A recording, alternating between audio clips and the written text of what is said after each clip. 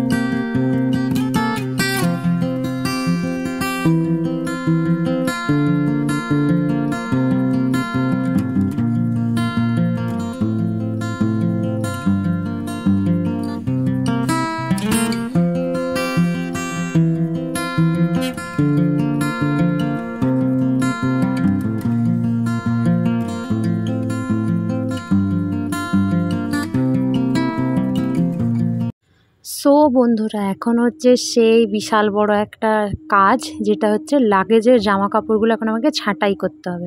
ছাঁটাই তোমরা ভাবছো যে লাগেজের জামা কাপড় বা ছাঁটাই কি, সবই তো কাচা ধোয়া করতেই হবে। এতদিন যেহেতু বাড়িতে ঘুরে এসেছি, অ্যাকচুয়ালি না, মুম্বাইতে যেখানে ছিলাম সেটা তো একটা ঘরের মতনই কিছুদিন বানিয়ে নিতে হয়। তো সেখানে যথেষ্ট জামা কাপড় কাচা হয়েছে, তোমরা আগের ব্লগগুলোতে দেখেছো যখন আমরা মুম্বাইতে ছিলাম। তো ওখানের মধ্যে বেশ কিছু জামা কাপড় যেগুলো কাচা ধোয়া সেগুলো সাইড করব, আর যেগুলো কাচা ধোয়া হয়নি সেগুলোকে আলাদা করব। ওগুলো এখন কাছাকাছির জন্য মানে ভেজাতে হবে। তো ছোট্ট ঘর, মিঠির সাইকেল এক পাশে, আবার আমাদের এত বড় গিফটেড একটা ট্রলি ব্যাগ, যেটা তোমরা অনেকবারই আমার মুখে শুনেছো হয়তো, আমাদের একজন সাবস্ক্রাইবার দিদি গিফট করেছে। সত্যি এই ট্রলি ব্যাগটা আমাদের লাইফের প্রথম ট্রলি ব্যাগ হলো, এরপর হয়তো ভগবান সাথ দিলে কিনবো, বাট এটা ছিল বলে আমাদের ট্রাভেল অনেক ইজি হয়ে যায়। আমাদের সত্যি কথা বলতে একটা লাগেজ ব্যাগ ছিল না, সেটা শুনেই আমাদেরকে একজন সাবস্ক্রাইবার দিদিটা গিফট করেছে, জানো তো। তো এখানে দেখতেই পাচ্ছ সব জামা কাপড়গুলো আমি ছাঁটাই করা শুরু করেছি। তো ছাঁটাই করতে গিয়ে দেখলাম 25% কাঁচা ধোয়া জামা কাপড়, আর প্রায় বাকি 75%ই নোংরা জামা কাপড়। তো এই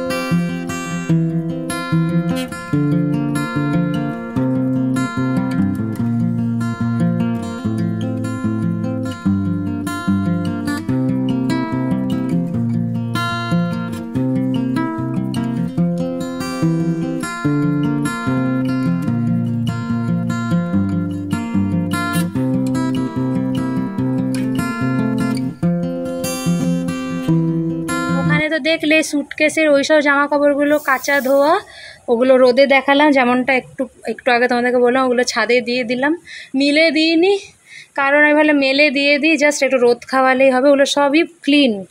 এখানে কিছু যে ভালো জামা আছে যেগুলো আমরা বাইরে ঘুরতে গিয়ে পরেছিলাম, ওগুলো ভেজানোর মতো অবকাশ হলো না, কারণ তোমাদেরকে দেখাচ্ছি এগুলো রাখা আছে, এগুলো নেক্সট ডে ভেজাবো, প্লাস নেক্সট ডে সুটকেসটাও ধুতে হবে, মানে ট্রলিটাও ধুতে হবে, ওটা ভালো করে ধুয়ে রোদ দেখাবো। অল্প অল্প ঝিরিঝিরি বৃষ্টি পড়ছে, আকাশ বলল উঠাতে না, নাকি এক্ষুনি মেঘ কেটে যাবে, একদম অল্প অল্প ঝিরিঝিরি পড়ছে। কী করবো, রোদ দেখালাম আর বৃষ্টিও স্টার্ট হয়ে গেল। এই দেখো, তোমাদেরকে বললাম না যে ওই জামাগুলো রেখে দিয়েছি নেক্সট ডে ভেজাবো, এই জন্য। একটা বড় গামলা, এটা হচ্ছে আমাদের সবথেকে বড় গামলা, এক গামলা পুরো ভিজানো হয়েছে, তো ওই জন্য আর ওগুলো ভেজাতে পারলাম না।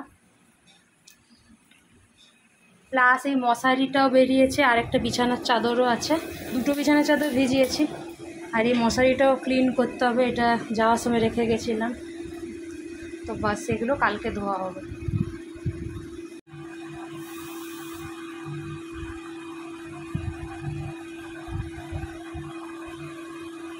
কি করছো? হ্যাঁ, কি বানাচ্ছ? হুম হুম, হ্যাঁ হ্যাঁ হ্যাঁ হ্যাঁ। ও, কি বানাচ্ছ গো?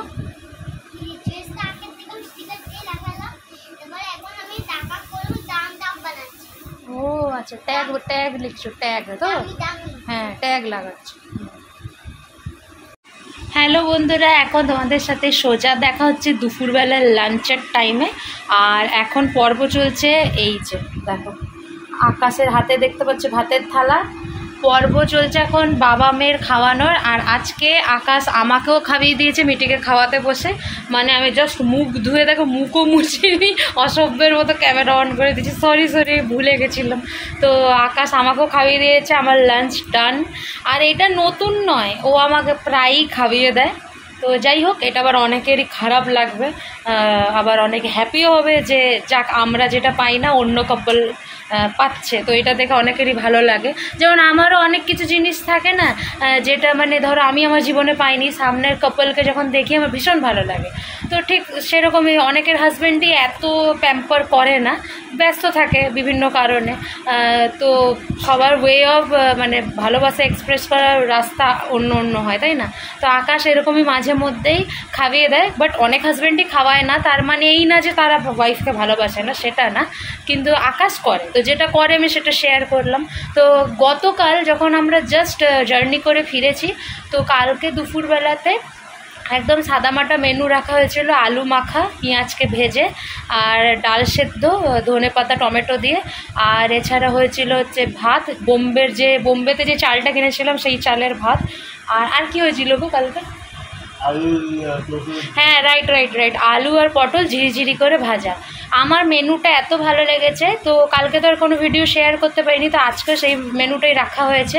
তো আজকে অমাবস্যা, তো আজকে একটু পুজো দিতে যাওয়ার আছে, মানে পুজো দিতে যাওয়ার ইচ্ছে আছে। তো দেখা যাক, মা ডাকলে পুরোপুরি ফুলফিল হবে বিকেল অবধি, দেখা যাক, কারণ এরকম অনেকবার প্ল্যান করি, যাওয়া হয় না বিভিন্ন কারণে।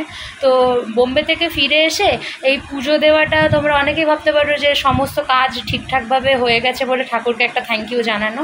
হ্যাঁ, এটা তো অবশ্যই একটা রিজন, কিন্তু আমি যেই টাইমটা ফেস করেছিলাম বাপের বাড়িতে, নিজে পার্সোনালি, আকাশকে না জুড়ে বলছি, ভীষণ ডিপ্রেস থাকতাম, আর ভগবানকে মানে চোখের জল ফেলে ফেলে ডাকতাম যে একটা ঘর খুঁজে দাও।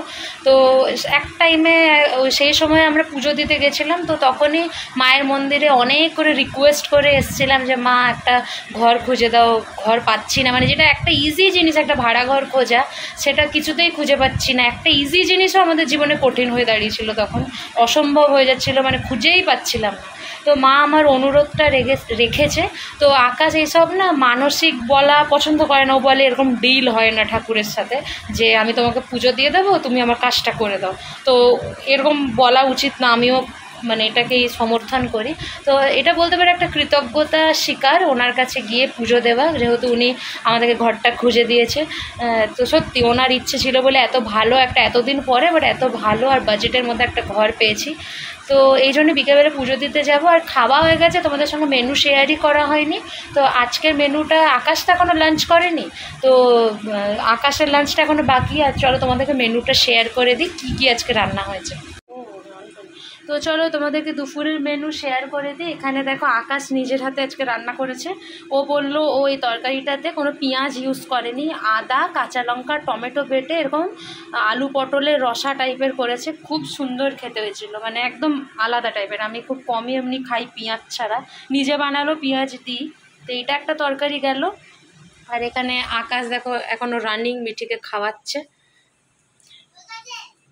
এখানে দেখো সেম কালকের মতো সেদ্ধ ডাল বানিয়েছে আকাশ, যেহেতু আমার কালকের মেনুটাই আমি রিপিট করতে চেয়েছিলাম, কারণ আজকে নিরামিষ খাবো সেই জন্য, বাট আকাশ নিজের মন থেকে বানালো আর কি ওই আলু পটলের তরকারিটা।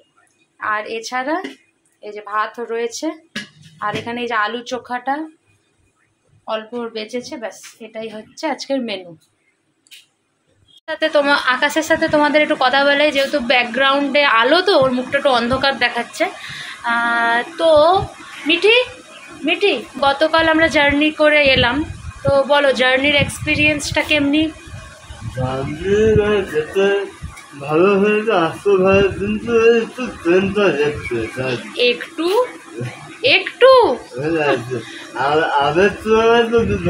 হ্যাঁ, এবারে আসা যাওয়া দুটোই খুব স্মুথ হয়েছে। আমরা এসছি কোন ট্রেনে? হ্যাঁ, জ্ঞানেশ্বরী এক্সপ্রেসে এসছি। অ্যাকচুয়ালি তোমরা তোমাদের দাদার কথা খুব শুনতে চাও, তো ওই জন্য আমি ওর মুখ দিয়ে বলাচ্ছি। ও একটু এরকমই, মানে যেরকম কোশ্চেন করবো ও সেমনি রিপ্লাই দেয়, অত গল্প করতে পারে না, মানে আমার মতো অত বকবকিও নয়। তো চলো আমি আমার দিকে ক্যামেরাটা করছি। হ্যাঁ, এসছি জ্ঞানেশ্বরী এক্সপ্রেসে আর গেছিলাম শালিমার লোকমান্য তিলক এক্সপ্রেসে। যাওয়ার সময় ট্রেন ছিল 2 ঘন্টা 40 মিনিট লেট, আসার সময় ট্রেন ছিল 6 ঘন্টা লেট, 6 ঘন্টা না 4.5 ঘন্টা লেট।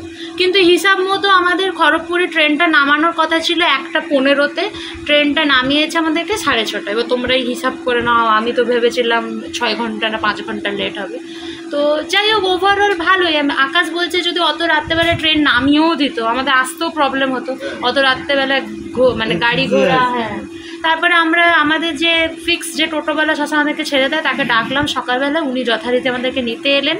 তারপরে আমরা কিচ্ছু ব্লগ করিনি, কালকে দেখানোর মতো অনেক কিছু ছিল, যেরকম আকাশ কালকে বাইরের টিফিন এনেছিল। হ্যাঁ, আমরা সবাই 3 জনেই বাইরের টিফিন খেয়েছি। আকাশ হচ্ছে ইডলি বড়া পেস্ট করে খেয়েছে চাটনি সাম্বারের সাথে, আর আকাশ মিঠি আর আমি পুরি খেয়েছি, ইডলি খেয়েছি, কারণ আকাশ না পুরিকে পেস্ট করা পছন্দ করে না। তো কালকে দিনটা ভালো ছিল, কিন্তু আমি না আর ব্লগ বানাইনি কিছু, কিন্তু আকাশ বাইরের টিফিন করেছিল, আর আজকে তো তোমাদেরকে শেয়ার করলাম। তো চলো একেবারে আকাশ এখন মানে লাঞ্চ করবে, তো এখন আর সেরকম কিছু দেখানোর নেই, ও মিঠিরে খাবিয়ে লাঞ্চটা করবে। তো একেবারে বিকেলবেলায় তোমাদের সাথে দেখা হচ্ছে, এখন একটু জিরিয়ে নেব, তো বিকেলবেলায় দেখা হচ্ছে, ঠিক আছে? তো বন্ধুরা এখন মিঠির বিকেলবেলার একটুখানি জলখাবারের সময় হয়েছে। আজকের থেকে দুধওয়ালাকে ডাকিনি, দুধওয়ালাকে নেক্সট ডে থেকে ডেকেছি, তাই জন্য আজকে বিকেলবেলায় মিঠি দুধ নয়, আজকে ছাতু শরবত দিচ্ছি। আর মিঠি এইসব একদমই পছন্দ করে না, বাট কিছু করার নেই, ওকে আজকের দিনটা বুঝিয়ে দিচ্ছি। ও অ্যাকচুয়ালি চেয়েছিল মোমো, বাট মোমো ওকে খাওয়াতে পারলাম না, কারণ আকাশ এখনো আসলোই না। প্ল্যান করা থাকে সেটা মানে জরুরি না যে হবে। অ্যাকচুয়ালি আমাদের এখন টাইম ছিল পুজো দিতে যাওয়ার, যেমনটা তোমাদেরকে সকালবেলা বলেছিলাম, মানে দুপুরে। তো পুজো তো দেওয়া দূর, একটু আগে ঠিক হলো যে মিঠি একটু মোমো খাবে, ওটাও পারলাম না, মানে ওকে একটুখানি ছাতু শরবত করে দিচ্ছি। ও এসব পছন্দ করে না, মানে হেলদি খাবার মিঠির একদম বিরুদ্ধে। তো যাই হোক ওকে বলে একটু কষ্ট করে খেয়ে নে বাবা। তো যাই হোক তোমাদের বেশি সময় না নিয়ে আসল কথা বলি। অ্যাকচুয়ালি আমাদের গাড়িটা হচ্ছে সেকেন্ড হ্যান্ড গাড়ি, সেটা প্রায় 10-12 দিন ধরে বন্ধ আছে, মানে আমরা মুম্বাইতে চলে গেছিলাম বলে বন্ধ ছিল বলে সে গাড়ি এখন আর স্টার্ট হচ্ছে না। তুমি খাওয়া বন্ধ করো না, আমি যেন দেখি কথা বলার পর দেখি যেন শেষ হয়ে গেছে, ঘট করে খেয়ে নাও। তো স্টার্ট আর হচ্ছে না। এবার আকাশ সকাল থেকে আর যায়নি গাড়ি সারাতে, তো বিকেলবেলাতেই পুজো দিতে যাওয়া বলেও গাড়ি স্টার্ট করতে যাচ্ছে। কালকেও ট্রাই করেছিল, হয়নি, মানে গতকাল যখন জাস্ট এসছি তো হলো না। তো আমি একটা গাড়িওয়ালার সঙ্গে ফোনে কথা বললাম ওর বিহাফে, যেহেতু কথাটা একটু ক্লিয়ার কম, ওর বেশিরভাগ কাজগুলোই আমি এরকম করে দেওয়ার চেষ্টা করি, মানে যেগুলোতে টকিংয়ের দরকার হয়। তো কথা বললাম, তো এখন প্রায় রাত 8টা বাজে আকাশ গাড়ি নিয়ে গেল। এবার হয়েছে কি, গাড়ির প্লাগটা শর্ট হয়ে গেছে, যেহেতু এটা খুব পুরনো গাড়ি, 2016-র আরও আগের গাড়ি। এবার গাড়ির প্লাগ শর্ট হয়ে গেছে। এবার আকাশকে বলা হয়েছে যে আর একটু দূরে বাজারে গিয়ে প্লাগটা আনতে, লাগিয়ে দিলে ঠিক হয়ে যাবে, ওনার কাছে এখন অ্যাভেলেবেল নেই। এবার আকাশ হেঁটে হেঁটে কোথায় যাবে, আটা শেষ হয়ে গেছে, আটা নিতে যেতে হবে, মিঠির মোমো হেঁটে নিতে যেতে হবে, প্লাগও নিতে যেতে হবে। তোকে আমি ওকে বললাম যে আমি তোমাকে কিছু টাকা সেন্ড করে দিচ্ছি, তুমি টোটো বুক করো, গাড়িকে দাঁড় করাও, টোটোকে প্লাগ নাও, আবার মানে গাড়ি করে, মানে টোটো আর কি, টোটোকে আমি গাড়ি বলছি, টোটো করে প্লাগ নিতে যাও, দিয়ে প্লাগটাকে নাও, দিয়ে আবার টোটো করে ফেরত আসো তোমার গাড়ি যেখানে দেওয়া আছে সেখানে অবধি। তো ফোনে এটাই আমাদের মধ্যে কথা হলো। আর ও মিঠির মোমো নিয়ে খুব দুঃখ করছিল যে এনে দিচ্ছি না হলে, ও এনেও দেবে হেঁটে হেঁটে, মানে গ্যারেজে গেছে সে মানে যেখানে ও জব করে সে বাজারে গেছে, সেখান থেকে ও এখন মোমো দিতে আসবে বলছে। এটা কি সম্ভব? আমি কি মেনে নিতে পারি? তারপরে আমি বললাম তুমি এখন আগে টোটো করে যাও, যে দরকার জিনিসটা সেটা নিয়ে আসো, কারণ এত হাঁটা সম্ভব না। এটা নিতে আই থিঙ্ক টোটো বুক করে যাবে, আমি এখনও অবধি আপডেট কিছু জানি না, আমি জাস্ট ওকে টাকা পাঠিয়ে দিয়েছি যে টোটো বুক করে নাও, দেখা যাক। আর মিঠি এখানে শরবত খাচ্ছে। আর হ্যাঁ, পুজো দেওয়া হলো না, বাট আজকে সোমবার ছিল অমাবস্যায়, বাট কালকে মঙ্গলবার পুজো দেওয়ার একটা দিন আছে, তো দেখা যাক যদি সব ঠিক থাকে, গাড়ি টাড়ি ঠিক হয়ে যায়, তো কালকে পুজো দিতে যাবো। বন্ধুরা ব্লগটা এখানেই শেষ করছি, যদি ভালো লেগে থাকে একটা লাইক করে দিও, আর অবশ্যই নতুন হলে চ্যানেলটা সাবস্ক্রাইব করে আমাদের পাশে থেকো। দেখা হচ্ছে খুব তাড়াতাড়ি, সবাই ভালো থেকো, সুস্থ থেকো, টাটা।